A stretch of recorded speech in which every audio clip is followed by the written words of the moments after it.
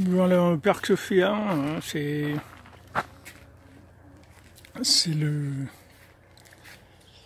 fin d'après-midi, quoi.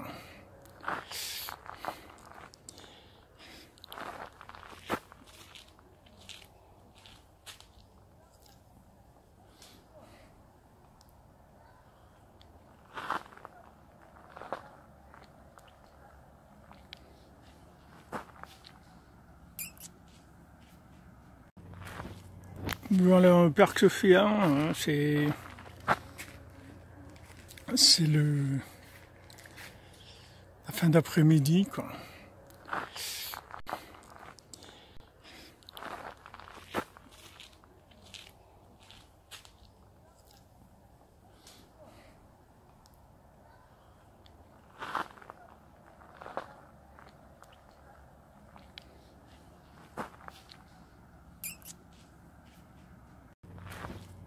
Voilà, Père Sophia, c'est la fin d'après-midi, quoi.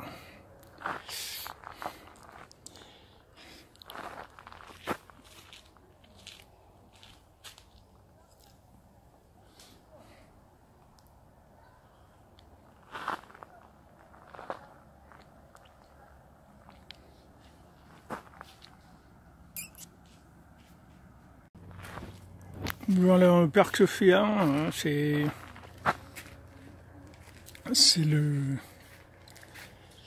la fin d'après-midi, quoi.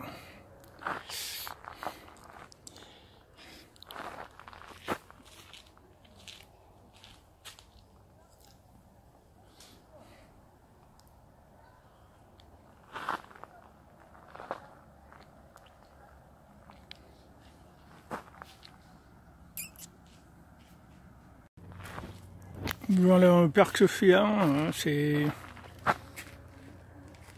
la fin d'après-midi, quoi.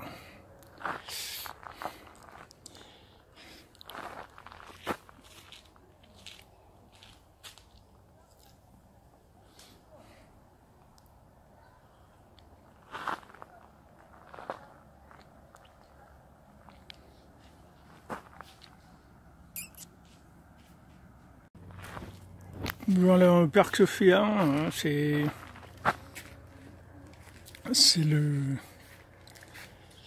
la fin d'après-midi, quoi.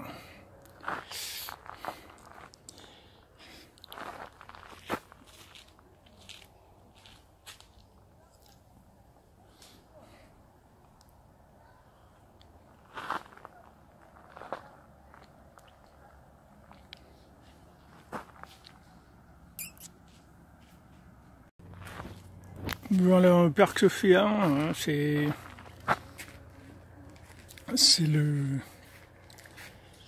la fin d'après-midi, quoi.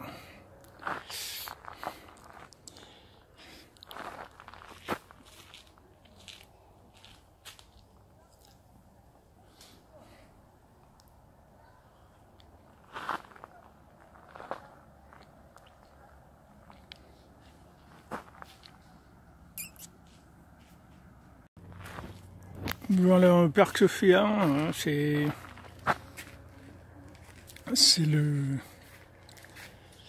la fin d'après-midi, quoi.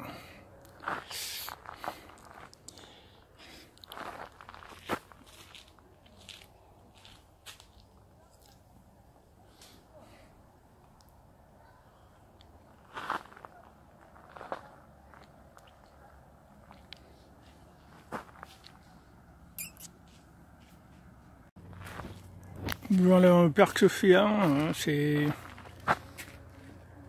la fin d'après-midi, quoi.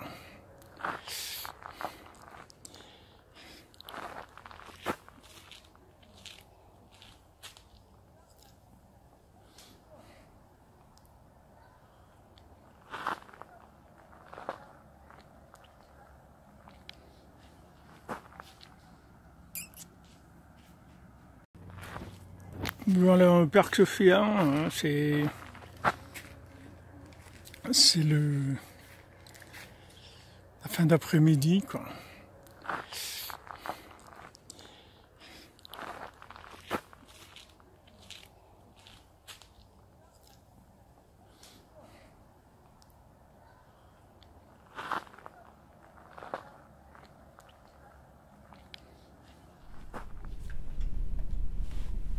Boker Tov, Shalom à tous et à toutes. Bezrat Hashem, une excellente journée.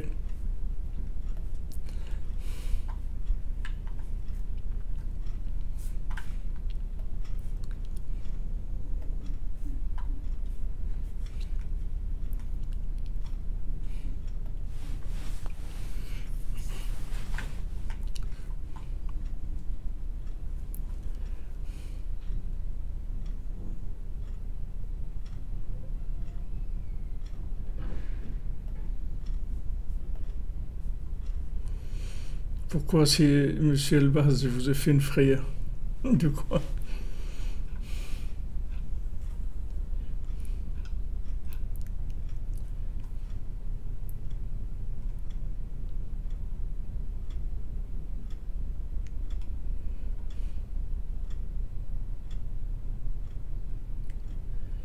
Baruch Hashem. Merci.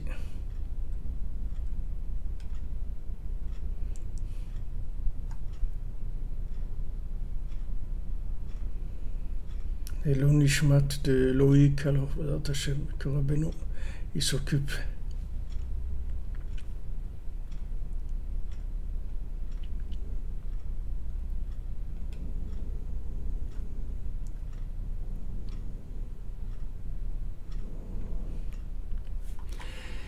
Bezrat Hashem, que Rabbeinu s'occupe de son âme. Boker Tov, Madame Dina Peps, merci, toujours vos mots gentils. On avance, les amis, on avance. Ça avance beaucoup plus que ça se voit.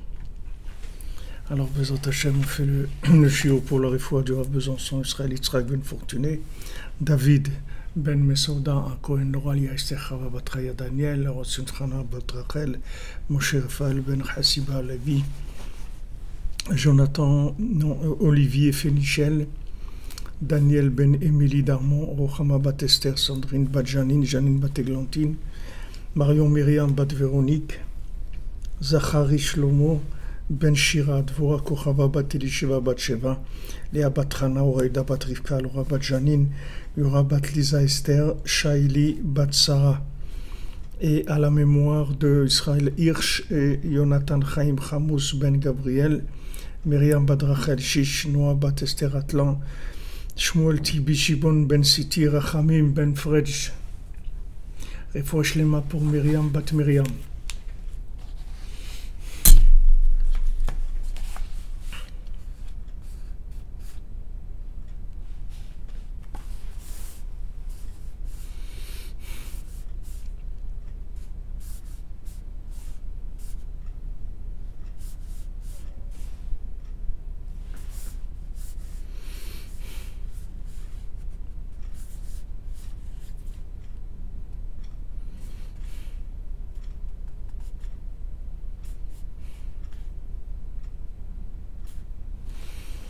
Donc hier on a parlé des bénédictions et on a vu que selon ce qu'on a envie de manger et ce qu'on a décidé qui était le principal pour nous, alors c'est ça qui va mettre en place tout le système de connexion entre notre âme et les âmes qui résident dans la nourriture et qui vont se libérer par rapport à ça.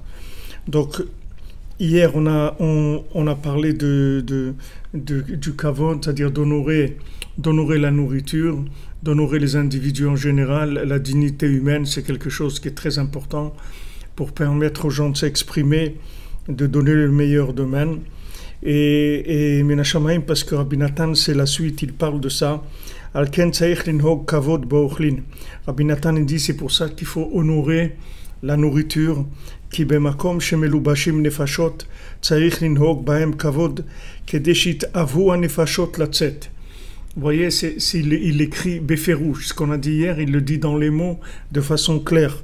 Parce que dans l'endroit où il y a des âmes qui résident, il faut les honorer de manière à ce que ces âmes, elles aient envie de sortir. Donc le principe, vous voyez, comme on a expliqué hier, c'est-à-dire que maintenant, si vous voulez que l'âme sorte, s'exprime, il faut l'honorer. C'est-à-dire que on voit beaucoup de cas où la Torah, elle a, elle a laissé des interdictions pour kavod abriot, c'est-à-dire que quand il y a une dignité humaine, alors la Torah elle dit, ok, même s'il transgresse maintenant cette chose-là, la Torah elle le laisse transgresser pour la dignité humaine, c'est-à-dire pour pas que la personne elle ait honte. Parce que si une personne a honte, c'est-à-dire on parle ici d'une honte qui n'est pas une honte des fautes, une honte par rapport à Hachem. On parle ici d'une honte par rapport au fait que la personne se sent diminuée par rapport aux autres. Alors si la personne elle se trouve dans une situation où elle se sent moins que les autres, alors à ce moment-là, elle va se rebiffer, se refermer sur elle-même. Et donc, en fait, elle ne va pas s'exprimer. Même si vous la voyez fonctionner, travailler, être dans sa famille et tout, elle va faire ce qu'il y a à faire, mais elle va être complètement fonctionnaire, elle ne va pas du tout exprimer le bien qu'il y a en elle, et vous verrez beaucoup de cas où des gens ils commencent à s'exprimer dans leur vie à un âge tardif, parce que jusque-là, ils n'ont jamais été considérés. Et comme ils n'ont jamais été considérés, ils n'ont jamais pu donner ce qu'ils avaient en eux, le message qu'ils portaient, ce qu'ils avaient.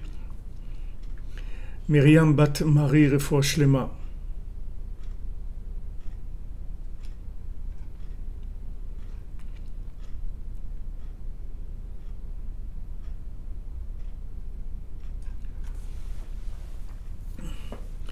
Donc Rabbi Nathan il le dit Beferouche ici que על כן צריך לנהוג כבוד באוכלים, כי במקום שמלובשים נפשות צריך לנהוג בהם כבוד, כדי שיתאוו הנפשות לצאת. כי שורשם הוא הכבוד. Parce que la racine de toutes les âmes, c'est le kavod. C'est-à-dire c'est melo kolares kevodo, c'est-à-dire c'est tout le monde. Il est rempli par l'honneur d'Hachem. Et honorer quelqu'un, c'est honorer Hachem. C'est-à-dire quand on honore quelqu'un, on honore Hachem. Qu'est-ce que ça veut dire? Ça veut dire qu'on honore la partie d'Hachem qu'il y a dans cette personne-là. Et donc si maintenant on honore cette partie, alors cette partie-là, elle va s'exprimer. Cette partie, elle va s'exprimer. La personne, elle va sortir ce qu'elle a en elle, elle va donner le meilleur d'elle-même. Et ça, c'est valable pour tout ce qu'il y a sur Terre.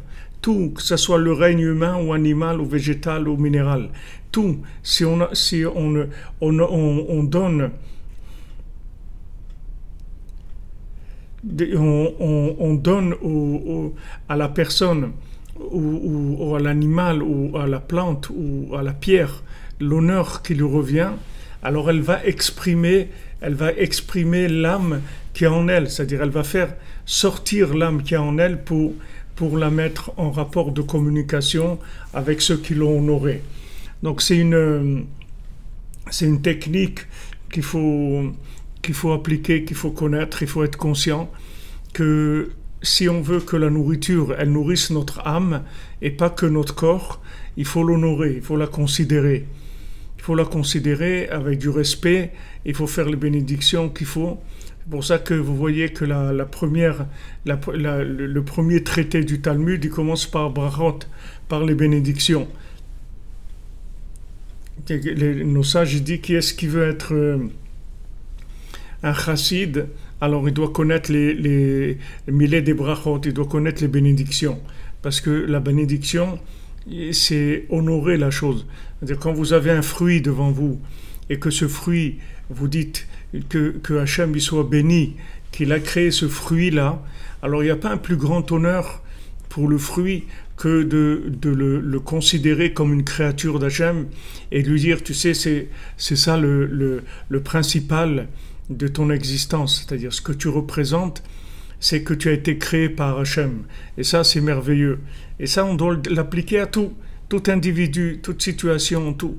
Donc vous pouvez vivre avec des gens, même mariés, vous pouvez être marié 10 ans, 20 ans, 30 ans, et vous n'avez jamais connu votre conjoint parce que vous ne l'avez jamais honoré comme il le mérite. Donc il ne peut pas exprimer, il ne peut pas s'exprimer. Il ne peut pas s'exprimer. C'est comme ça, le monde, c'est pour ça qu'on a besoin les uns des autres. Et ça n'a rien à voir avec l'ego. Il y a des gens qui disent « Ouais, mais c'est de l'ego, c'est de l'orgueil ». Pas du tout. La dignité humaine, ça n'a rien à voir avec l'orgueil. L'orgueil, c'est autre chose complètement, ça n'a rien à voir.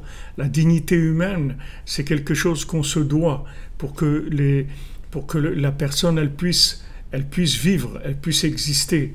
Si quelqu'un il vit dans un milieu où on ne l'honore pas, où on ne le considère pas, alors il ne pourra pas s'exprimer. C'est de l'asphyxie. C'est de l'asphyxie. Ça fait partie des choses les plus cruelles qui existent de ne pas honorer quelqu'un, de ne pas lui donner sa place. וכמו שכתב רבנו במאמר דרשות סימן המובא בהלכות בית הכנסת עין שם.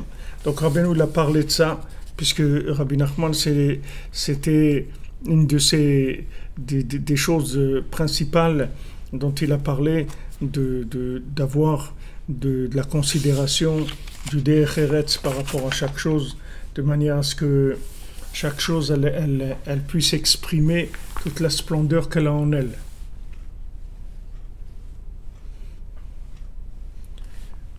Oui, c'est le début. Tout à fait. Quelqu'un, si on enlève l'honneur à quelqu'un, le kavod, il peut mourir, il est mort, c'est-à-dire, c'est pas qu'il peut mourir, c'est qu'il est mort. Vous le voyez vivre comme ça, mais il est mort. C'est-à-dire il fonctionne, c'est tout. Il fonctionne comme il a sa main qui bouge ou ses pieds, ou il fonctionne.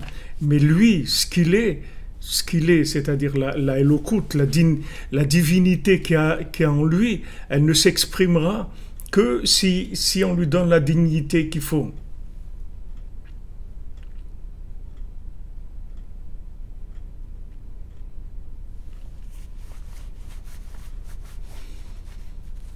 Non, Monsieur Bestanou, quand on fait une bracha, quand on dit Baruch Ata Hashem, Boré Peri Ahen, ça veut dire on s'adresse à la partie d'Hachem qu'il y a dans le fruit, et maintenant on demande à Hachem de libérer cette partie-là et de la bénir, de manière à ce que cette partie-là, elle rentre en fusion avec notre âme et elle augmente notre capacité spirituelle, de manière à ce qu'on puisse recycler après plus d'éléments dans ce monde.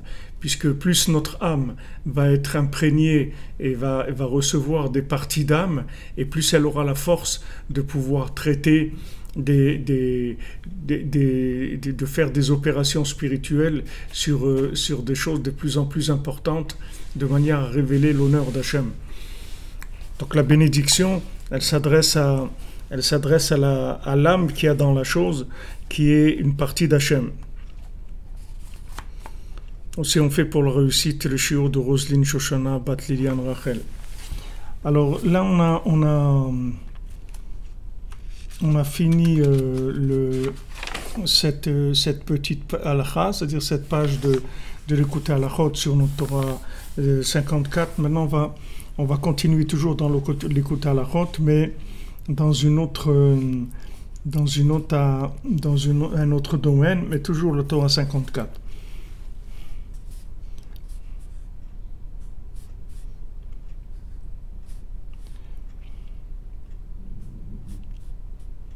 Alors, Rabbi Nathan il dit le sujet de Ben Hametzarim et Shabbat Navchamou, c'est-à-dire quand on s'approche de Ben Hametzarim, c'est-à-dire des 3 semaines qu'il y a depuis le 17 Tammuz jusqu'à Tisha B'Av, et on va lire trois haftarot où on voit qu'il y a eu des malheurs, et 7 haftarot de consolation, et deux haftarot on va lire de Tchouva. En tout, ça va être 12 haftarot qu'on lit à partir de Shva Asar Betamuz jusqu'à Yom Kippour. Comme c'est écrit dans Shulchan Aruch, Shekol Zeu Achana le Rosh Hashanah ve Yom Kippour. Que ça, c'est une préparation pour Rosh Hashanah et Kippour. D'après la Torah, Vayimiket Zikaron, d'après notre Torah, donc qui s'appelle Vayimiket Zikaron, qui est la Torah 54, Ain Sham Kol HaTorah Etev. Va bien étudier la Torah. Baruch Hashem, c'est ce qu'on a fait, en tout cas, ce que Hashem il a pu nous donner comme ouverture. La clé principale qu'il y a dans cette Torah, et la chose principale, c'est qu'il faut beaucoup faire attention, beaucoup à la mémoire. À la mémoire, c'est-à-dire de se souvenir chaque jour de façon claire de l'autre monde, qu'il n'y ait pas l'oubli dans le cœur de son but ultime et éternel. C'est-à-dire qu'on garde présent à notre esprit qu'il y a un autre monde et que maintenant on se prépare à cet autre monde et qu'il faut qu'on vit en fonction de l'autre monde et pas de celui-là. Et des fois, s'il y a des contradictions entre ce monde et l'autre, alors on doit préférer l'autre monde parce que l'autre il va rester, celui-là il va pas rester. Et cette mémoire, on doit la tirer à nous de façon générale et de façon particulière. Alors de façon générale, parce que ça doit être comme ça normalement, que dès qu'on se lève le matin, dès qu'on ouvre les yeux, on doit se souvenir tout de suite qu'il y a un autre monde. Et après, il faut faire ça de façon particulière, c'est-à-dire dans les détails de ce qu'on va vivre dans la journée. C'est-à-dire que maintenant, mais se concentrer, ouvrir notre esprit pour faire attention, pour être vigilant et ouvert aux appels qu'Hachem va nous faire dans la journée pour nous rappeler qu'il y a un autre monde. Et Hachem, il envoie à chacun des appels tous les jours, dans la pensée, dans la parole, dans l'action, selon la journée, selon la personne et selon l'endroit. C'est-à-dire que ce sont des calculs énormes qui sont faits pour arriver dans chaque détail, dans le langage de chacun, pour arriver à lui et lui donner ce qu'il doit recevoir comme message d'Hachem.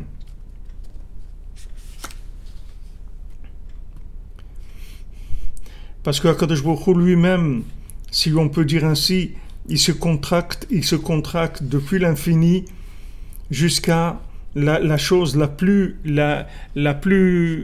petite sur terre, et il fait allusion à l'homme, il lui fait des appels pour qu'il revienne vers lui. C'est-à-dire que toutes les situations qu'on puisse vivre dans ce monde, ce sont des appels au retour vers Hachem, c'est-à-dire aller à s'orienter, se diriger vers lui, diriger notre vie vers lui. Alors il dit, va voir tout ça là-bas, c'est ce qu'on a étudié dans la Torah 54. Donc on a vu que pour garder la mémoire, il fallait faire attention au mauvais œil.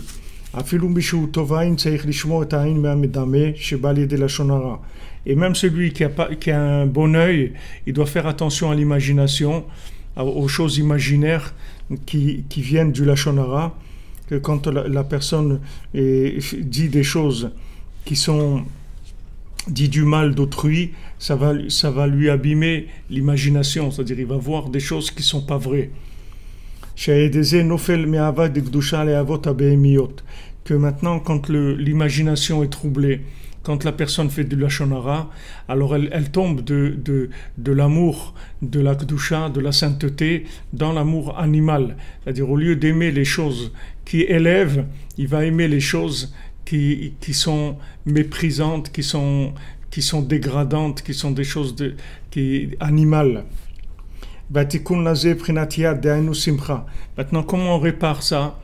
Comment on arrive à réparer, comment on arrive à se sauver de cette emprise de l'imagination?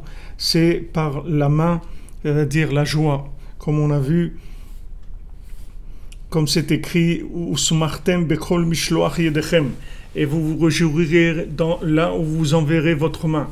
C'est-à-dire que là où on envoie notre main, en fait c'est une musique.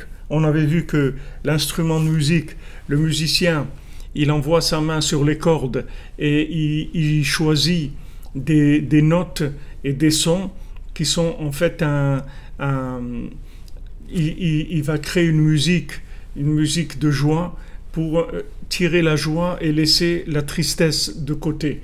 Donc cette musique-là, c'est notre vie de tous les jours, c'est-à-dire on vit, toute notre vie c'est une mélodie, toute la journée, en fait on choisit des choses, on laisse d'autres choses.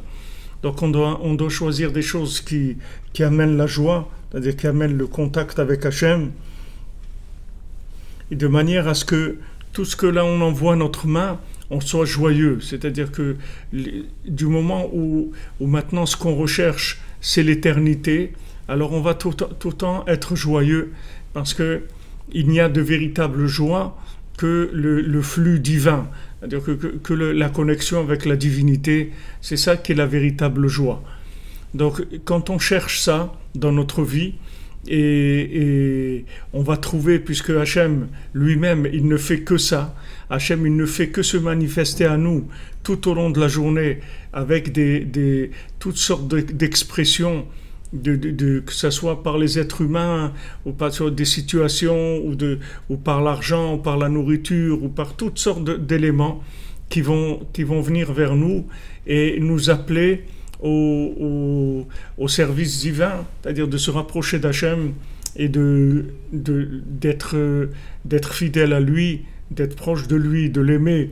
C'est ce que Hachem il fait toute la journée, c'est tout ce qu'il y a dans le monde, que ce soit depuis le plus petit insecte qui est sur terre, jusqu'à l'homme le plus grand qui est, le plus érudit, le plus tzaddik, tout c'est fait que pour ça, que pour appeler l'homme qu'il vienne vers Hachem, c'est-à-dire qu'il éveille cette mémoire de l'autre monde, qu'il n'oublie pas la mémoire de l'autre monde, qu'il ne se laisse pas prendre par les impulsions animales.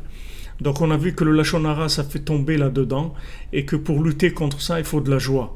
C'est-à-dire que la joie, c'est elle qui permet de lutter contre le Lachon Hara, puisque si on est joyeux, on va avoir du mal chez personne, et on ne va pas être intéressé par parler de qui que ce soit, on est intéressé par notre vie. Il y a des problèmes dans la vidéo sur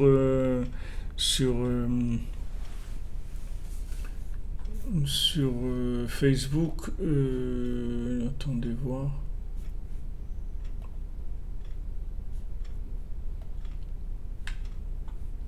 Non, je vois pas qu'il y a un problème.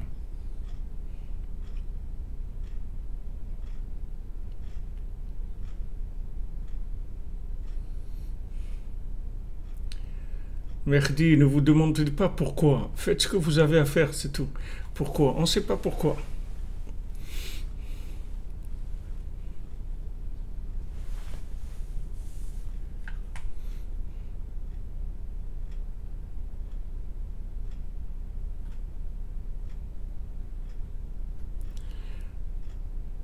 Merci, M. Freeman. Apparemment, il n'y a pas de problème dans le... Tout le monde aussi, Nino Stantner, dit qu'il n'y a pas de problème. Olamazé, ça veut dire ce monde. Olamaba, c'est l'autre monde. Avodan, c'est services divins.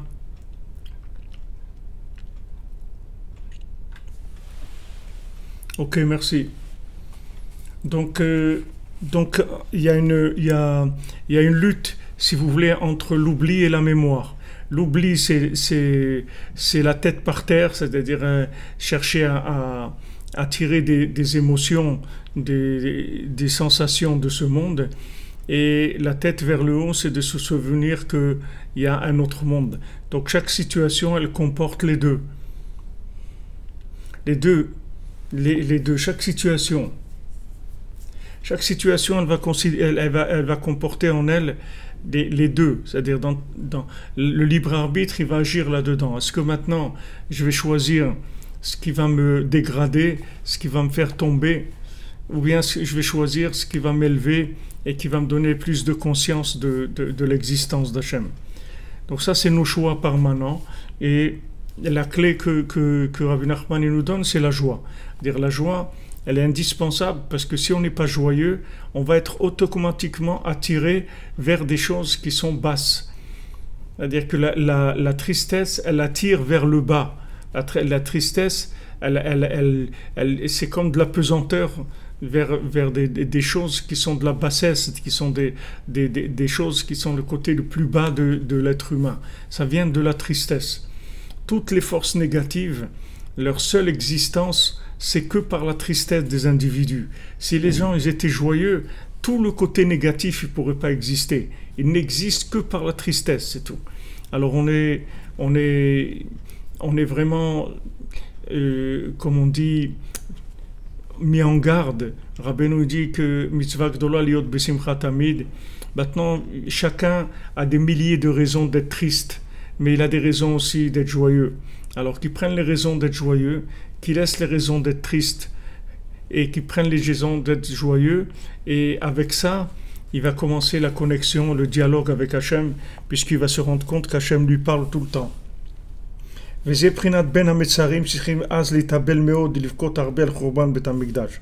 Donc pendant ces périodes-là, de 3 semaines, depuis le 17 Tammuz jusqu'au 9 Av, alors on doit beaucoup pleurer et s'endeuiller sur la destruction du temple. Parce que l'homme est venu dans ce monde pour cette mémoire-là, c'est-à-dire pour attacher sa pensée tout le temps de façon permanente à l'autre monde. Parce que tout le monde sait que ce monde-là est quelque chose de passager, comme une ombre qui passe, comme un nuage léger, et que toute la vie des gens, c'est des nerfs et des soucis, et que l'homme, de tout ce qui s'est fatigué dans ce monde-là, qu'est-ce qui va lui rester? Il va lui rester que ce qu'il s'est attaché à l'autre monde. Et l'homme, il n'est venu dans ce monde que pour le but éternel, pour le monde futur, de manière à ce qu'il se prépare dans ce monde-là à vivre dans le monde futur. Et ça va lui donner accès à la vie éternelle dans le monde futur. Donc c'est sûr que chaque personne, elle doit se souvenir tout le temps, à chaque instant, à chaque heure, de son but final, et attacher sa pensée tout le temps, au monde futur. Mais le mauvais œil, il attaque énormément, à chaque instant, et ça amène la mort du cœur. Le mauvais œil nous fait oublier cette mémoire-là. Le mauvais œil, il vient, il nous donne un angle de la vie qui fait oublier qu'il y a une autre vie. Et c'est ça qui a entraîné la destruction du temple. La destruction du temple, elle s'est faite à cause du mauvais œil. Le mauvais œil, c'est-à-dire la vision négative de la vie. Si vous voulez, quand on est sorti d'Égypte, on est sorti par inspiration, parce qu'il y avait Moshe Rabbeinu. Alors il avait la force de nous sortir tout le temps de nous élever, tout le temps. Mais dès que maintenant il y a eu le problème que Moshe Rabbeinu est monté chercher la Torah, il est resté 40 jours en haut. Alors le temps qu'il a tardé un petit peu, d'après les faux calculs qu'il y avait, mais en tout cas on a cru qu'il tardait. Donc à ce moment-là, ça nous a déconnectés. Et quand on s'est déconnecté de Moshe Rabbeinu, automatiquement, les gens ils sont retombés dans les plaisirs, dans la bassesse, dans les plaisirs les plus bas de ce monde. Pourtant, ils avaient vécu des moments extraordinaires, des moments d'inspiration, des moments de la sortie d'Égypte, toutes les plaies, toute l'ouverture de la mer Rouge, le matin de Torah, des choses extraordinaires. Mais ils ont été vers le veau d'or parce que ils ont perdu la mémoire. C'est-à-dire que l'attachement à Moshe Rabbeinu, c'est ça qui maintenait chez eux la mémoire, malgré qu'ils étaient comme ils étaient, malgré qu'ils étaient dans un état de midot, c'est-à-dire de comportement individuel qui était très bas, mais le fait qu'ils étaient avec Moshe Rabbeinu attachés à lui, il les élevait tout le temps, il les aidait tout le temps à sortir de là. Puisque comme Rabbeinu dit que Moshe il est entre Shmad et Ratson, Moshe il est entre Shmad qui est la destruction et Ratson qui est le vouloir. Si vous prenez Moshe, c'est au milieu. Moshe, les lettres Moshe, c'est 345 en valeur numérique. Le Shema de la destruction, c'est 344. Et le Ratson, c'est 346. Alors Moshe il se trouve entre 344 et 346. Et il nous fait passer en permanence de la destruction au vouloir, c'est-à-dire à l'amour d'Hachem. C'est-à-dire, qu'est-ce qu'il fait? C'est-à-dire, chaque fois, il est là en train de nous extirper, en train de nous sortir. Comme Hachem lui-même, il fait avec Moshe, c'est écrit, Vaikra, Hachem, il appelait Moshe. Pourquoi il appelait Moshe? Parce que toujours Moshe, il partait. Il partait parce qu'il voulait pas faire ce travail-là d'aller sortir le peuple d'Égypte. Il voyait que ça allait pas marcher, qu'il allait y avoir beaucoup de problèmes et tout. Donc il avait tendance à partir. Et aussi parce qu'il était humble. Il n'osait pas rester à côté d'Hachem. Alors à chaque fois, Vaikra Hachem, toujours Vaikra Hachem el Moshe, Hachem il appelait tout le temps Moshe Rabbeinu. Donc le tzaddik il fait la même chose avec nous. Tout le temps il nous appelle. Il dit, mais viens, laisse tomber tes jouets, laisse tomber tes bêtises, viens, Ouman, viens faire un tikkun klali, viens faire Itbodedout, viens te lever à Chatzot. Allez, viens, va te reposer un petit peu. Au lieu que tu vas regarder un long métrage maintenant pendant 2 heures ou tout, tu vas regarder des gens qui sont en train de jouer quelque chose d'imaginaire. Tu vas être fatigué, tu vas dormir après jusqu'à 7 heures du matin. Va te reposer tôt. Élève-toi la nuit et branche-toi sur cette musique merveilleuse qui va sur l'arbre de David qui va t'inspirer toute la journée où tu vas être joyeux. Tu vas avoir la mélodie de l'arbre de David qui va t'accompagner. Va vers des choses qui sont inspirantes. Va vers la noblesse. Ne te laisse pas aller à la bêtise. Alors le tzaddik sans arrêt, il fait ça. Sans arrêt, c'est son travail. Sans arrêt, il tire. Il nous tire sans arrêt. C'est ça son travail. Monsieur Barbier, vous dites que vous entendez qu'il y a des gens qui communiquent avec les âmes. Tous on communique avec les âmes d'en haut. Tous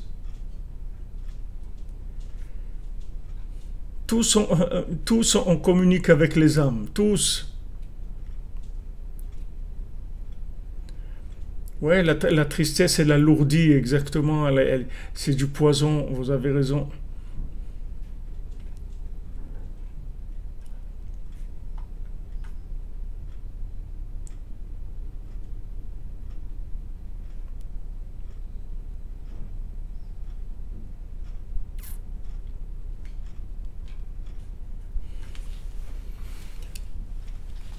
Bonjour Pascal, merci pour la réponse que vous avez faite à cette personne-là qui parlait du par cœur. Et vous avez dit c'est par le cœur, vous avez raison. Breslev, c'est l'enseignement par le cœur.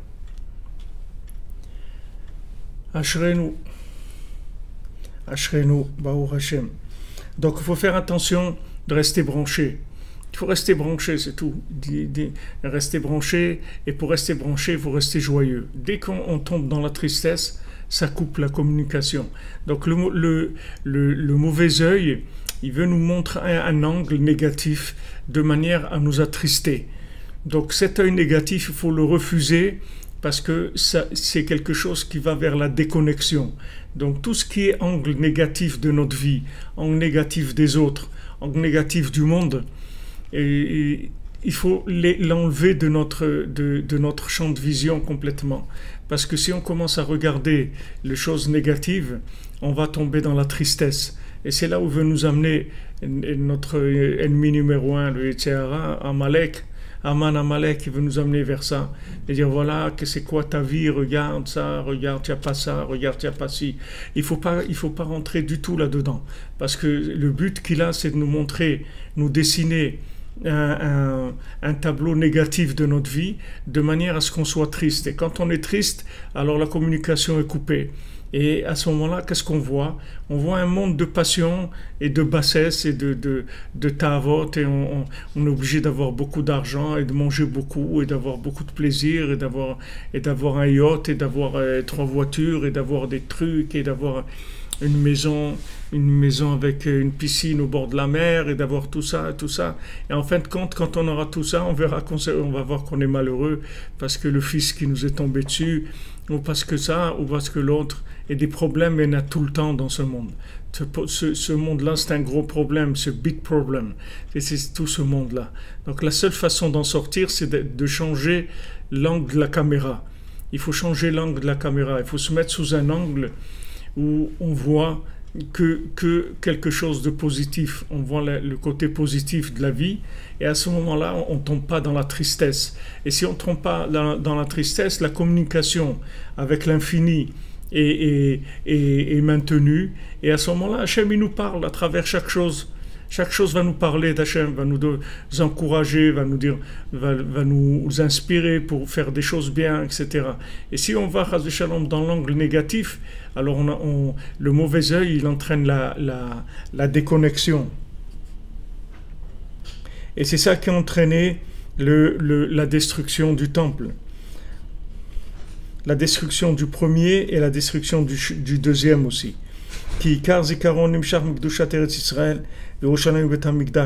Parce que le principal de la mémoire, elle vient de la sainteté d'Eretz Israël et de Jérusalem et du temple. Parce que c'est là-bas où se trouve la révélation principale de la divinité. Pourquoi tout le monde, toutes les religions, elles sont orientées vers Jérusalem, elles cherchent Jérusalem? Parce que tout le monde sait que la mémoire de la manifestation de la présence divine, elle se fait principalement en Eretz Israël, à Jérusalem, à l'endroit du temple.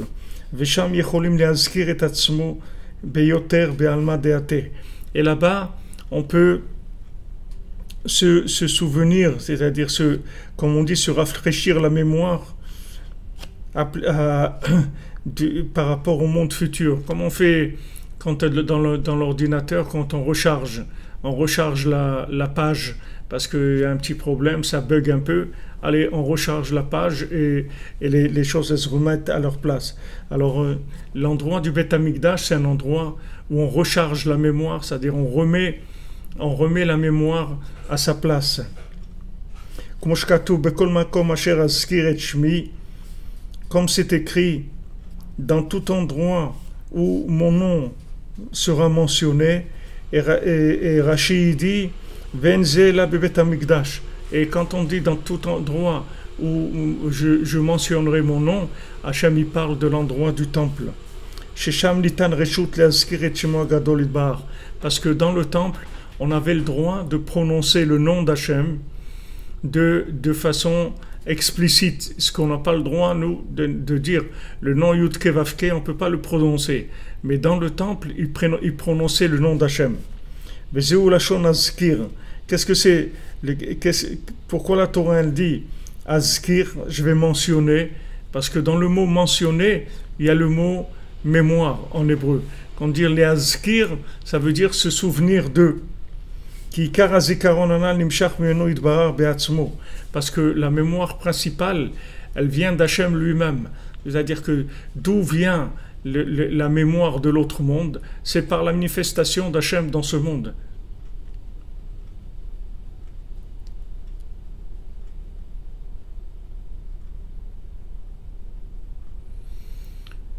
Il y a un problème, vous dites dans Facebook.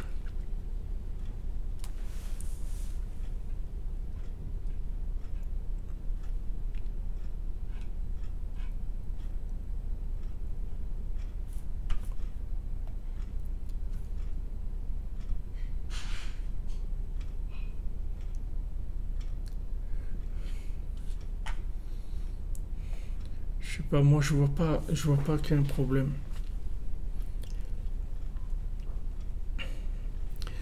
Et fouache les mains pour Dévorah Bat Korina Yala. Aucun problème sans Breslev, merci.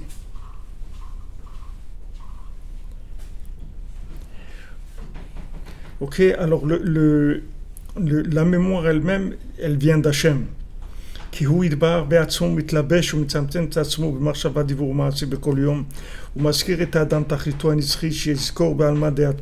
Parce que c'est Hachem lui-même qui contracte sa présence, sa lumière infinie pour arriver à chaque individu, dans chaque pensée, chaque parole, chaque chose chaque acte, Hachem il se contracte pour arriver jusqu'à la personne.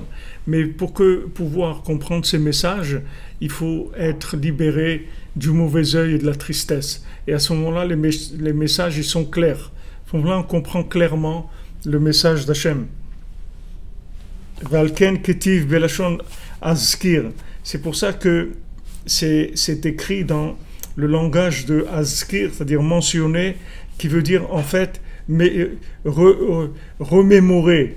Azkir, ça veut dire je vais mémoriser, remémorer, c'est-à-dire rafraîchir la mémoire.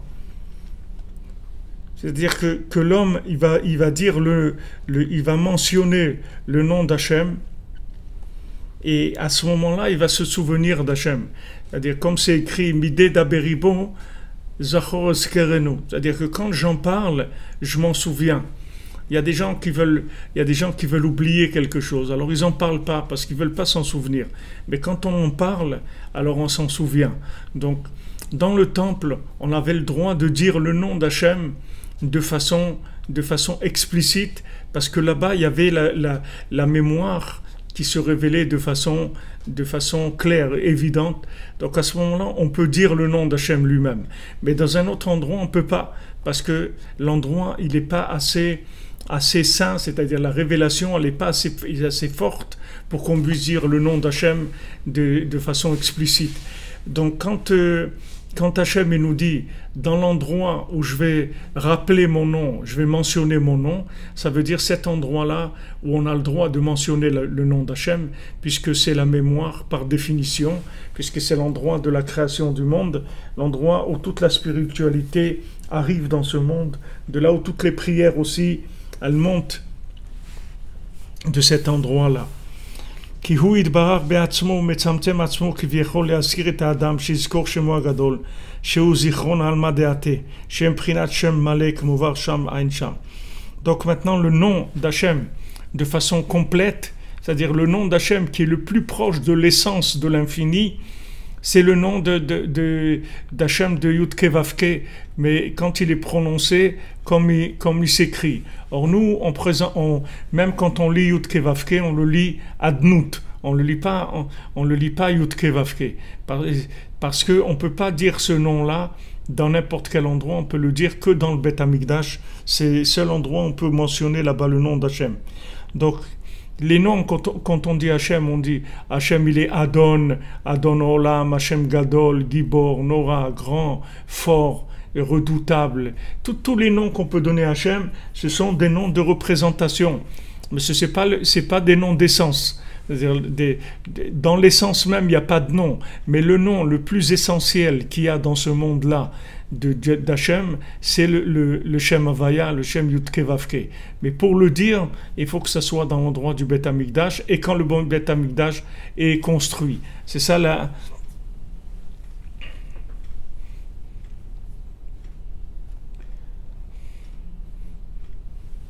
C'est ça le principe de la mémoire. Qui a Zikaron ou les filles Adam ou les filles Makom, les filles Ayom. Parce que maintenant, la mémoire, elle se trouve, de là on va comprendre que la mémoire, en fait, l'intensité de la mémoire, elle dépend de la personne, de l'endroit et du jour. C'est-à-dire que la mémoire, c'est pas quelque chose qui est... C'est pas une mémoire comme quelqu'un qui a écrit quelque chose, bon, et qui doit se souvenir de son anniversaire ou doit se souvenir de quelque chose. C'est pas une mémoire comme ça. C'est-à-dire ce qu'on parle, c'est une mémoire qui bouge. C'est une mémoire vivante. C'est-à-dire vous allez voir qu'il y a des moments où vous allez ressentir une très grande mémoire de l'autre monde. Et il y a des moments où vous êtes dans l'oubli total. Vous vous dites, mais comment j'arrive à me perdre dans des bêtises de ce monde, etc. Parce que cette mémoire-là, c'est pas une mémoire que vous pouvez attraper et garder emprisonnée. C'est une mémoire d'entretien, de lien constant. C'est pas une mémoire, bon, ça y est, je sais. C'est pas une mémoire de connaissance. C'est une mémoire de connexion. Donc maintenant, si la connexion, elle bouge, comme maintenant, voilà, il y a des gens, ils n'ont pas une bonne connexion là où ils sont.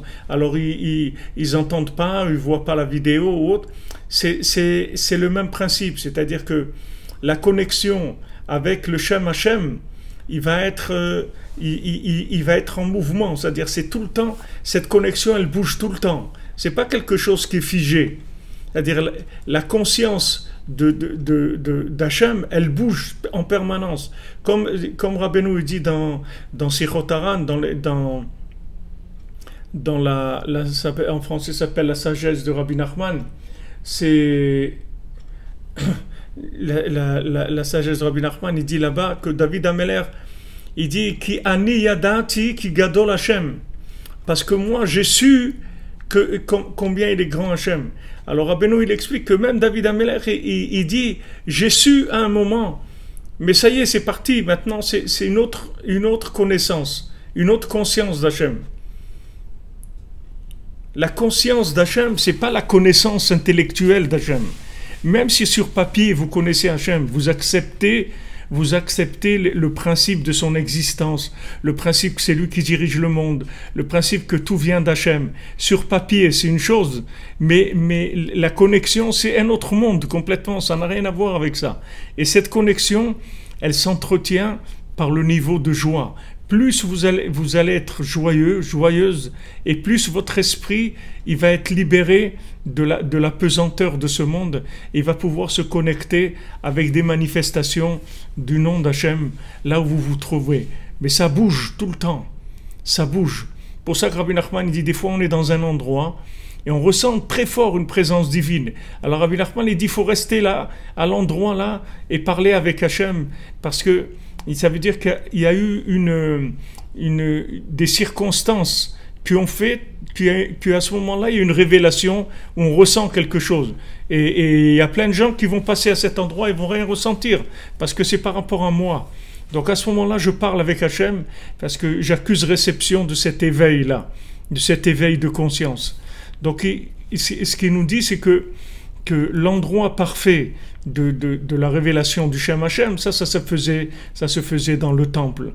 Mais n'importe où on est, chacune, par rapport à ses choix, par rapport à toutes sortes de positionnements de la spiritualité dans le monde, il va y avoir une inspiration du moment, une connexion du moment. Et ça, ce sont des éléments qui sont très, très fortes. On ne pourra pas... Le nom d'Hachem, on pourra le dire que Bezat Hachem, quand le troisième temple il va descendre. Pour l'instant, on ne peut pas le dire de façon complète, mais chacune, là où il ressent des choses. Il ressent une présence divine. Il y a un contact intime avec Hachem pour chacun. Si on est là maintenant en train d'étudier, essayer de faire quelque chose de notre vie, c'est parce qu'on a une mémoire de quelque chose. Sinon, on serait à la plage en train de jouer au cerf-volant. Qu'est-ce qu'on a à faire ici?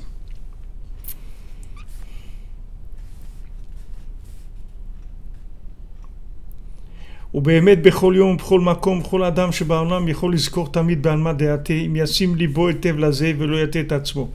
Et באמת, dans tout endroit où on se trouve, on pourrait se rappeler tout le temps qu'il y a un autre monde, si on met notre cœur à ça, et que si on ne se roule pas. Ach, kol davar yesh lo shoresh. Chaque chose, elle a une racine. Veshoresh hazikaron hazeh nimshach mikdushat habet hamikdash. Maintenant, la racine de cette mémoire-là, de l'autre monde, elle vient de la sainteté du temple, du point du Even Shtia, c'est-à-dire de ce point-là, qui est la base de la construction du monde. Shesham nidkatsu kol hashlosha prinot haelu yachad, que là-bas, ces trois principes, ils se réunissent, c'est-à-dire l'homme, l'endroit et le temps. Voilà ce qui se passe dans le temple. Dans le temple, il va y avoir une harmonie parfaite entre l'homme, l'endroit et le temps. Parce que dans cet endroit-là, il y a le Kohen Gadol qui rentre le jour de Yom Kippour. Que ce jour-là, le Kohen Gadol, il rentre dans le Kodesh Kodashim, dans le Saint des Saints. Et grâce à ça, il va y avoir une unification qui va se faire de ces trois principes-là, c'est-à-dire de l'homme, de l'endroit et du temps, de façon parfaite. C'est-à-dire que l'homme le plus élevé dans le temple, c'est le Kohen Gadol. Le jour le plus élevé, c'est Yom Kippour. Et l'endroit le plus élevé, c'est le Saint des Saints. Donc ce moment-là de Yom Kippour, il y a une fusion de ces trois éléments-là. Donc il y a une révélation de mémoire qui est très très forte. qui a Kohen Gadol ou Amufra Mikol Israël. Parce que le Kohen Gadol, c'est l'homme le plus choisi, c'est-à-dire le plus raffiné de tout l'homme Israël. Qui a Kohanim Mifrarum Israël vers Kohen Gadol ou Mufrar vers Kohanim. Parce que les Kohanim, ils ont été choisis, séparés dans le Ham Israël. Hachem, il a dit aux Kohanim, maintenant je veux vous sanctifier, que vous soyez plus saints que tous les autres Bnei Israël. Vous n'avez pas le droit de vous rendre impur pour les morts, vous n'avez pas le droit de vous marier avec n'importe qui, etc. On va les sanctifier. Et le Kohen Gadol, lui, c'est le plus sanctifié de tous les Kohanim. Donc ça, c'est l'homme parfait, si on veut. Donc il rentre à l'intérieur, dans l'intérieur de l'intérieur, c'est-à-dire dans le Saint des Saints, qui est l'endroit le plus saint qui existe de tous les endroits du monde. Il n'y a pas plus saint que cet endroit-là. C'est l'endroit le plus saint, c'est l'endroit là où il y a cette pierre-là, ce Even Shtia, qui est Eretz Israël Mekudeshet Mikol Haratzot, parce que comme c'est écrit, Eretz Israël, elle est sanctifiée plus que toutes les terres du monde, et Jérusalem plus que toutes les villes du monde, et dans Jérusalem, il y a le Kodesh HaKodashim, il y a le temple et le Saint des Saints. Et à l'intérieur, dans le Saint des Saints, c'est l'endroit le plus saint du monde. Et donc ça, c'est l'endroit parfait. Donc l'homme parfait, il est représenté par le Kohen Gadol, le grand prêtre. L'endroit parfait, il est représenté par le Kodesh HaKodashim. Et quand est-ce qu'il rentre là, dans cet endroit? C'est le jour de Yom Kippour, que c'est ce jour-là qui est unique, que en fait ce jour-là il inclut tous les jours de l'année. Il s'appelle Shabbat Shabbaton, il s'appelle le Shabbat des Shabbats, donc il inclut tout le temps.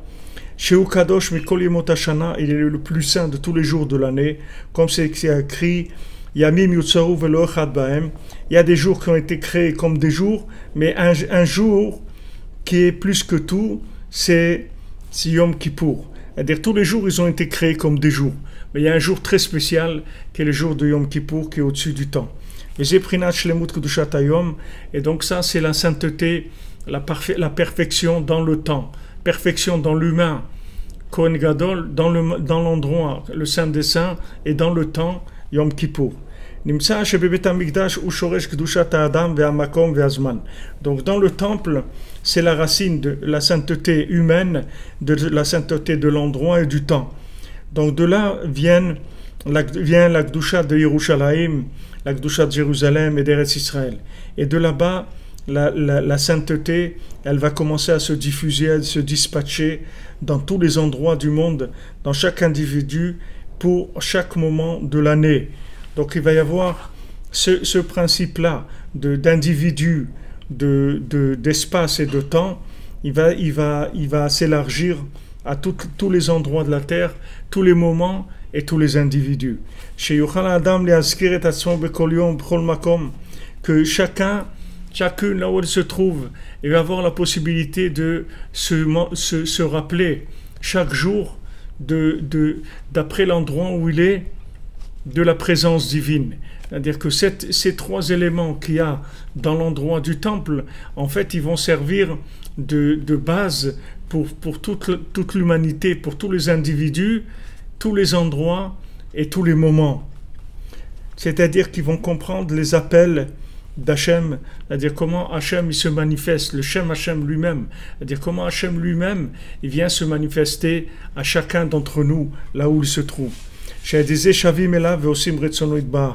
c'est ça qui nous fait prendre le chemin du retour vers Hachem et du vouloir de faire sa volonté. Alors qu'est-ce qui est dit pour le temple? Il est dit mes yeux et mon cœur ils sont là-bas. Les yeux et mon cœur ils sont là-bas. Mes yeux ils sont dirigés vers le temple, mon cœur il est orienté vers le temple. Que ça c'est la réparation des yeux et du cœur, comme vous vous souvenez qu'on avait étudié, que Rabbeinu nous a dit dans la Torah 54, que les yeux, ils voient ce que le cœur, il leur envoie comme information. C'est-à-dire que le cœur, il désire des choses, et c'est ça ce que les yeux, ils voient. Alors on dit, voilà, mes yeux et mon cœur, ils sont là-bas. C'est ça que je veux. Aïnu prinatov aïn, c'est-à-dire le bon œil. Shu chiyut alev, que le bon œil, c'est la vitalité du cœur. C'est-à-dire que quand maintenant, il y a un bon œil, ça veut dire que le cœur est joyeux. La joie du cœur, ça donne le bon œil. Le contraire du mauvais œil, qui est la mort du cœur. Comme on l'a vu dans la Torah, que c'est ça qui fait sauver de l'oubli. Parce que comme on a dit hier ou avant-hier, que maintenant, il ne faut pas croire que l'oubli, c'est le manque de mémoire. L'oubli, c'est une chose. La mémoire, c'est autre chose. C'est pas parce que il n'y a pas de mémoire qu'il y a de l'oubli. C'est-à-dire l'oubli, c'est quelque chose qui se fabrique aussi et qui vient, s'il y a des quantités d'oubli qui est trop forte, alors la mémoire, elle n'arrive pas à lutter contre cet oubli. Mais l'oubli, c'est aussi quelque chose. C'est pas parce qu'il n'y a pas de mémoire qu'il y a l'oubli. C'est-à-dire qu'il y a des choses dans ce monde qui fabriquent de l'oubli. Et il y a des choses qui fabriquent de la mémoire. Et donc il y a une lutte entre les deux. Il y a le mauvais œil qui fabrique l'oubli, qui fabrique la tristesse et l'oubli. Comme Rabbeinu dit là-bas, Nishkarti kemet milev, j'ai oublié comme quelqu'un qui a un cœur mort, c'est-à-dire que le mauvais œil, c'est la mort du cœur, c'est l'oubli, et au contraire, le bon œil, c'est la vitalité du cœur, c'est la joie, c'est la mémoire.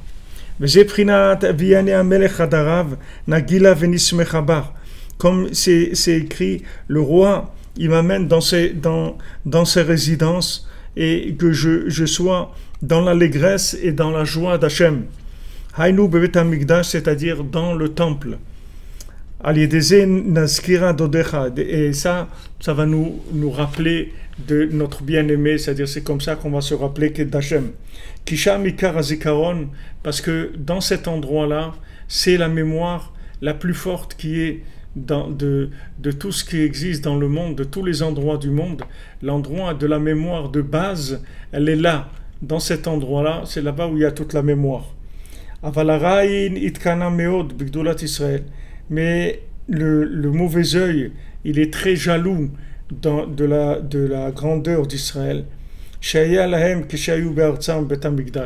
La grandeur qu'on avait quand on était sur notre terre et qu'on avait le Bet Hamikdash, Ad Asher Idgaber Leapil Shikra, jusqu'à que le côté négatif il s'est renforcé pour amener de l'oubli, jusqu'à qu'ils ont commencé à oublier de se concentrer sur le but ultime, et ils ont commencé à fauter. Ça y est, ils ont commencé à fauter, c'est-à-dire ils ont oublié ce qu'ils faisaient là. Ils ont oublié que même dans le temple, ils ont oublié pourquoi ils étaient là. L'oubli, il a surmonté, il a dominé la mémoire. Adasher mipnei chatainu galinu, jusqu'à ce qu'à cause de nos fautes, on a été chassé de notre terre et le temple a été détruit. Venecherav bet mikdashenu vadayin omed vecharav beribuy avonotenu. Et donc le temple a été détruit et il est encore en destruction, puisque nos sages nous disent chaque jour que le temple n'est pas reconstruit, c'est qu'il est détruit. Parce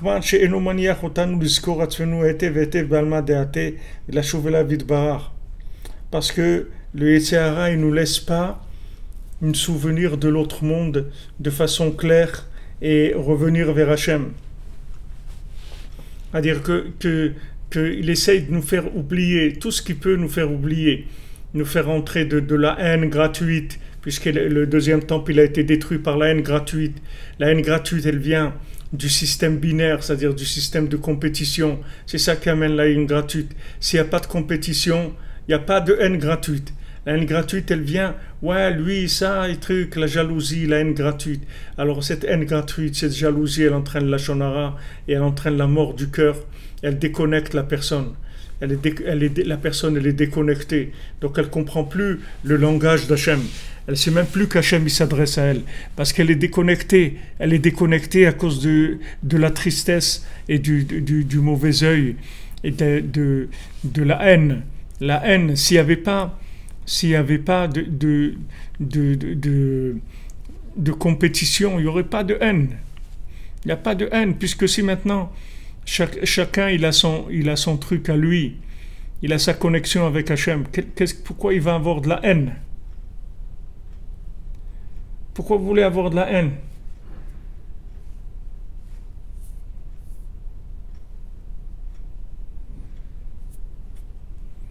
Il n'y a pas j'ai ma richesse personnelle, donc pourquoi je vais être jaloux de l'autre? Je vais commencer à être jaloux, je vais commencer à haïr l'autre. Pourquoi je vais le haïr? De quoi je vais le haïr? La haine, elle vient que du fait qu'on est en compétition. Pourquoi on est en compétition? Parce qu'on a oublié. On a oublié qu'il y a un autre monde. Parce que dans l'autre monde, il n'y a pas de compétition. Celui qui est attaché à l'autre monde, il n'est pas en compétition, il fait ce qu'il a à faire, c'est tout. Le cordonnier, il fait ses chaussures à trois coins, il s'occupe de personne. Il ne parle pas des autres, il ne regarde pas les autres. Ça ne l'intéresse pas, c'est ton truc. À quoi ça sert qu'il va regarder que l'autre il fait mieux, ou plus vite, ou gagne plus, ou gagne moins? Qu'est-ce que ça va lui changer dans sa vie? Il n'est pas intéressé par ça. Lui, il fait ce qu'il a à faire, c'est tout. Il ne s'occupe pas de... Alors le deuxième temple, il a été détruit avec la haine gratuite, et il continue. La haine gratuite, elle continue, et c'est pour ça que le troisième temple, il n'est pas reconstruit. Parce qu'il y a cette haine gratuite qui fait que on oublie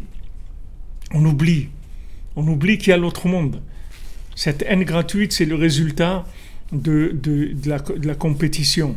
Alors là, il n'y a pas plus grand oubli de l'autre monde que la compétition. Les Grecs, ils commencent à écrire les Ashkicham Toratecha. Qu'est-ce qu'ils ont fait? Ils ont voulu nous faire oublier la Torah. Comment ils nous font oublier la Torah? Avec les Jeux Olympiques. C'est-à-dire le principe de la compétition. Je vais avoir plus que l'autre, je vais faire une plus grande affaire que l'autre, je vais avoir une plus grande maison. Il ne faut pas que tu aies une plus grande maison que l'autre, il faut que tu aies ta maison. Maintenant, peut-être ta maison, elle va être plus grande que l'autre, mais ce n'est pas pour ça que tu as cette maison. Ce n'est pas par rapport à l'autre, c'est par rapport à toi. Toi, tu as besoin d'une maison de 400 mètres carrés, ou de 800 mètres carrés, ou de 2000 mètres carrés. C'est ce que tu as besoin, ok? Hachem, il va te donner ce que tu as besoin. Mais ce n'est pas par rapport à l'autre. Ça n'a aucun rapport avec l'autre. L'autre, il peut avoir peut-être une maison de 5000 mètres carrés ou de 25 mètres carrés, selon sa vie, c'est tout. Chacun, il a sa vie, chacun, il a sa façon de se connecter avec Hachem. Donc, quand il commence à avoir de la haine, c'est de la compétition, ça veut dire on a oublié qu'il y a l'autre monde. Alors, les Grecs, c'était des spécialistes de ça. Ils voulaient nous faire oublier la mémoire de l'autre monde.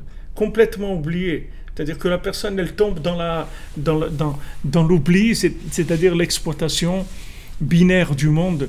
Ça, par rapport à ça, cause à effet, je vais faire ça, donc j'aurai ça, et une fois que j'aurai ça, comme Perrette et le poteau-lait, et à la fin, qu'est-ce qui se passe à la fin? Voilà, vous savez ce qui se passe. Après, le poteau-lait, il se casse et il ne reste plus rien. Tous les rêves, ils sont partis. Ce qu'on peut faire, Baruch Hashem, on le fait aujourd'hui, comme on est, dans la joie, dans l'œil positif sur nous-mêmes, sur les autres. On garde un bon œil, bon pied, bon œil. On regarde la vie positivement en disant, bon Hachem, voilà, je peux faire ça, je peux faire ça. Voilà, petit, c'est par rapport à une petite maison, c'est par rapport à quoi? Si c'est la mienne, c'est tout. Elle n'est pas petite. Petite, ça veut dire par rapport au voisin, mais par rapport à moi, si c'est ma maison, elle n'est pas petite. Elle est ce qu'elle est, c'est tout. C'est la mienne, c'est tout. C'est moi, c'est moi, donc c'est pas petit. Mes chaussures à trois coins, elles sont pas moches, elles sont extraordinaires parce que c'est les miennes. Donc elles sont extraordinaires. Ah, maintenant elles sont à trois coins, qu'est-ce que je vais faire? Pourquoi on parle des autres? Il dit, pourquoi on va parler des autres? On n'a pas besoin de parler des autres. Parce qu'on a notre truc à nous. Notre truc à nous. On dit voilà, ça c'est ma vie à moi. Donc quand c'est ma vie à moi, donc c'est mon endroit, ok. Ben, dans mon endroit, je vais voir Hachem. Puisque Hachem, c'est l'endroit. Hachem, il vient dans l'endroit. Du moment où je suis dans ma place, alors Hachem, il se révèle. C'est mon tabernacle, c'est mon temple à moi. C'est mon endroit. Tandis que quand les gens ils sont en train de courir pour prendre la première place, ils ne sont jamais à leur place. Ma place, ce n'est pas la première. Elle est aussi la première, puisqu'elle est unique. Mais elle n'est pas première, elle est unique, c'est tout. Elle est un. Elle est pas première, elle est un. Elle est un parce que c'est la mienne. Et même si maintenant c'est des chaussures à trois coins. Il était joyeux de ces chaussures à trois coins. Il les embrassait. Il disait, elles sont extraordinaires. Qu'est-ce qu'elles ont d'extraordinaire? C'est que c'est moi. C'est ça qui est extraordinaire. C'est que c'est mon âme qui s'exprime à travers cette chose-là. Et si j'ai ça, j'ai tout. J'ai le bon œil, j'ai tout. Et à ce moment-là, j'ai la connexion. La connexion, voilà, le roi, il lui envoie une lettre à domicile. Il reçoit une lettre du roi qui lui dit, mon cher ami, je veux te voir. Waouh! Hachem, il veut me voir. Oui, je veux te voir. Extraordinaire. Ben, j'arrive tout de suite. Il va, il prend ses affaires et il s'en va, c'est tout. Il va vers Hachem, c'est tout. Il n'a pas de problème. Il ne se pose aucune question. Il n'a aucune question. C'est évident pour lui. Parce que du fait que maintenant, il était content dans sa place, peu importe ce qu'elle est par rapport aux autres, mais par rapport à lui, c'est sa place. Donc il reçoit l'appel tout de suite d'Hachem, ce qu'il nous dit ici. C'est-à-dire que du moment où tu es à ta place, tu n'envies personne, tu jalouses personne, tu ne poses pas de questions sur les autres. Tu exploites ta place, tu te mets à ta place, tu reçois la lettre du roi, c'est-à-dire la lettre, le roi il t'écrit, il te dit je veux te voir. C'est-à-dire qu'à ce moment-là, tu vas comprendre, de la même manière que ta place est unique, tu vas comprendre que toute ta vie est unique. Tout ton rapport avec ce monde, il est unique. Tout ce que tu entends, ce que tu vois, ce que tu vis, tout c'est unique. Tout c'est sur mesure par rapport à toi. C'est ce qu'il fait Hachem. Quand il nous dit ici que Hachem, il se contracte de l'infini jusqu'à la situation la plus petite, la plus matérielle qui est dans le monde, pour nous parler. Mais pour ça, il faut que tu sois à ta place. Sinon le courrier, il arrive dans un autre endroit. Comme après, il y a un API là, sur les lettres, n'habilite plus à l'adresse indiquée. Hachem, il te parle, il te donne tout, mais tu n'es pas à ta place. Alors, tu ne reçois pas les messages. Tu es en train de courir dans un championnat du monde de la réussite virtuelle. Quelle réussite de quoi? La réussite, c'est ce que tu es, voilà. Ce que tu es, c'est ça la réussite, Baruch Hachem. C'est une grande réussite, c'est magnifique. C'est des chaussures à trois coins, et alors, qu'est-ce qu'il y a, c'est des chaussures à trois coins? C'est moi, c'est tout. Baruch Hachem, c'est merveilleux. Bezrat Hachem, par le sroud de Tzadikim, qu'on arrive à avoir notre place, à être content de notre place, joyeux de ce qu'on a, d'avoir connu Rabbeinu, comme Rabbeinu l'a dit à Rabbi Nathan. Si tu savais le mérite que c'est d'être rapproché de moi, de m'avoir connu, tu serais joyeux toute la journée. Quelle joie de connaître Rabbeinu, quelle joie d'être ensemble, comme ça, de prendre des moments pour parler d'Hachem, pour parler de Tzadikim, pour parler de nous-mêmes, pour nous connecter. C'est un grand cadeau d'Hachem. Alors que Bezrat Hachem, le Tzadik, il amène la bénédiction à tous et à toutes, à tout le monde, pour nous combler de tous ses bienfaits, dans l'humilité, la joie, et toujours l'attachement au Tzadik dans ce monde et dans l'autre, jamais l'oublier. Amen, qu'on arrive à intégrer, comme vous dites, tout ce qu'on a appris. Bezrat Hachem, Rabbeinu nous verse des seaux et des seaux sur la tête, et à la fin il y a des gouttes qui rentrent. Des fois ça rentre par les oreilles. Amen, merci pour vos brachot. Merci beaucoup, merci pour tout. Et on continue, Bezrat Hachem, dans la joie, qu'on n'entende que des bonnes nouvelles, que des choses qui nous réjouissent le cœur, qui nous montrent qu'on est sur le bon chemin, qu'Hachem nous encourage, Bezrat Hachem, tout le temps, qu'on soit encouragé, qu'on n'écoute pas tous les messages de découragement, qu'on se rende compte que notre vie c'est une réussite, parce que c'est une réussite. C'est une réussite, notre vie c'est une réussite extraordinaire. Baruch Hachem, c'est plus que tous ceux qui sont dans le Forbes et tous ceux qui sont dans le truc, c'est notre vie comme elle est, c'est une réussite. C'est une réussite, c'est la mienne, c'est une réussite, j'ai réussi ma vie. Celui qui a connu le tzaddik, celui qui fait un peu de beau des doutes, qui se lève un peu la nuit, qui a fait tikkun haklali, c'est une merveille, c'est une réussite. Baruch Hachem. Ashrenu. Bonne journée les amis.